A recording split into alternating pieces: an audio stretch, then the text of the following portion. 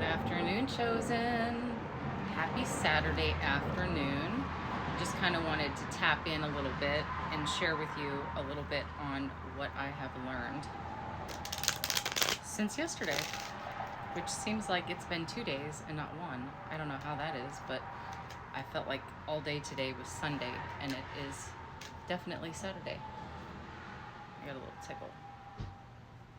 Or not. Maybe that's spirit. So I got into my car and I'm pulling into the place where I'm getting my chiropractic appointment done. And I go to unroll my window and the window drops. And I was like, oh, God, that's expensive. All I could hear was cha-ching, cha-ching. It's like no matter what I do, it's like I finally have a little bit of extra money to like make myself feel better, right? Because I've been dealing with this pain for a couple of years, but it's been excruciating for like 3 weeks. Like I couldn't even drive and like look over my shoulder in the car or nothing. And it's funny because the passenger side went out, which is the side I was having all the trouble with. And my doctor was like, I need you to go get x-rays first just so I can see the fusion that you had done in your neck. And I was like, okay. So he's looking at my fusion and he's like, how old is this? And I was like, oh, 12 years, I think, or somewhere in there, 15 years. I don't know. I think it was 2010 when I had the surgery done. I have 3 metal plates in my neck and they were placed on the front. So they're right here in the front. And he's like, these screws don't look right. You've got some bone fragmentation moving around, just like going wherever it wants to. Which they kind of told me that would be the case because the reason they didn't want to go down to the C7 is because it would limit my ability to move my neck. So they thought, well, if we just do above that one, even though that one needs to be done really bad, we'll do that until it wears out enough and then we'll go in and replace it if we have to, right? Hopefully it will just get me through the rest of this life. So anyway, maybe you're just dealing with like one thing after another and you're just kind of wondering, am I going to get a break? Yes, you're going to get a break. Sorry, I have to keep pushing the stop or else it fucking disappears into God knows what land.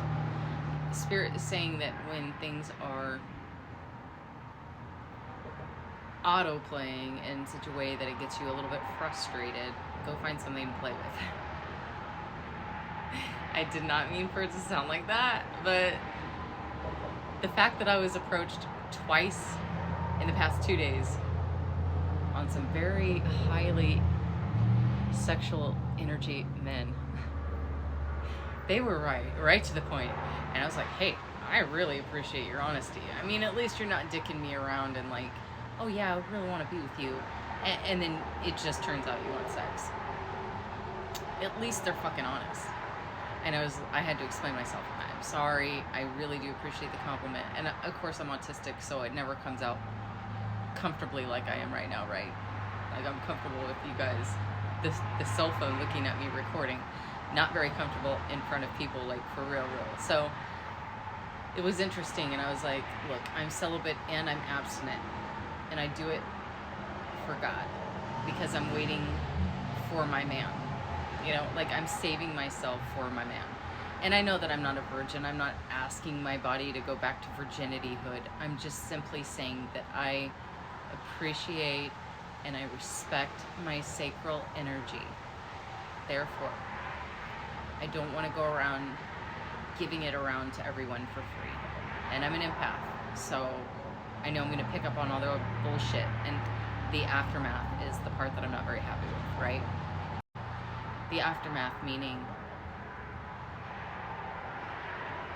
they go, and I have a really hard time too, like maybe you feel the same way, like I cannot have sex with someone without getting emotionally attached. Like my vagina and my heart go one and one. So I just learned that when I was on the other side of the spectrum, like before my awakening, I was over sexually expressive.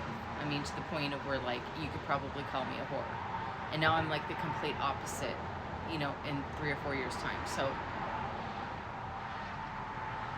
I've spent, since my awakening, I've spent 98% of my time celibate. So I don't know where I was going with that, but apparently it's relevant. So I get my back cracked, and the next thing I know, I'm like laughing and crying all at the same time. Like, I had a huge amount of relief, but also a huge amount of pain while in the process. It takes a few seconds to breathe it out, right? After the adjustment. And then we get done, and then he does the massage part, and at this point, he's like, where have you been experiencing pain? I tell him, he gets rid of them. And then I'm like, and then this weird thing keeps happening to me where I'm like, I thought it was a hernia or something. Like, I'll go to sit up, like in the bathtub or whatever, and right here at my sacral, it will, I'll 555 on the timer tower, it will pull up around my rib cage and like, what do you call that? Like, I'll get a cramp in my muscle, and it will go all the way up my back and all the way into here. Well, it turns out this is a breathing muscle. No idea.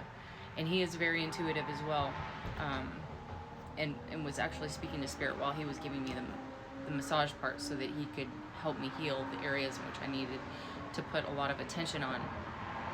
And I was like, what do you think that means spiritually? Because I'm always the one who's going to ask, like, I want to know the root cause of the problem. So maybe we're talking about root issues as well.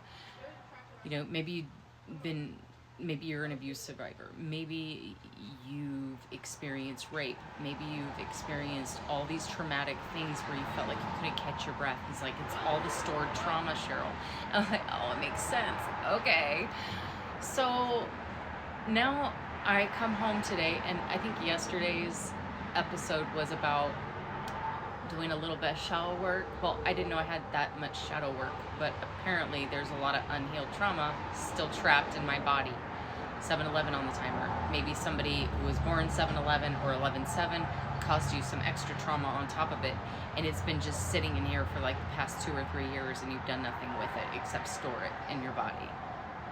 Store it being a hermit. Store it being, whatever the case may be, just not living your life to the fullest. And he said sometimes, think of like a handlebar on a bike, and I think that Spirit was giving him this image because it did happen to me.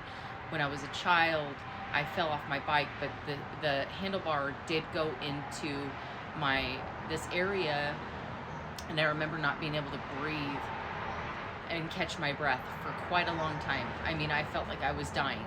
And then on top of that, as soon as that hit me here, I flew off the bike and went over the front of it, and the first thing to hit the pavement was my mouth. So it tore off all my lips right here, so I've got like some scarring here. You'll see it, and it looks like smoker lines, but at this point it doesn't fucking matter anyway. I'm 45, just about out of here anyway. But these lines right here, this is where, and then I've got like all these like bumps and shit on my lips, see? So like all my teeth came out, my lips on the pavement. Like, thank God my dad was smart and just went like this and reset my teeth on both the top and the bottom. It all healed up nice. I didn't need any stitches. Anyway, that's my rampage for today. So maybe you're working on some things that have to not only deal with like recent past, but also going back to your traumahood and your childhood. Traumahood in your childhood, that's funny. So don't be cunning to yourself.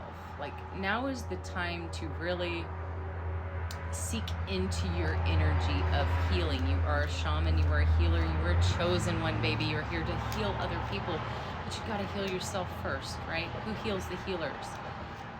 And we are good friends. I used to clean for a couple of years, and so like we do have that comfortability. We got out the massage table, and I was like, okay, where are you hurting? Because I know what it's like to be the healer that doesn't have anybody who helps me.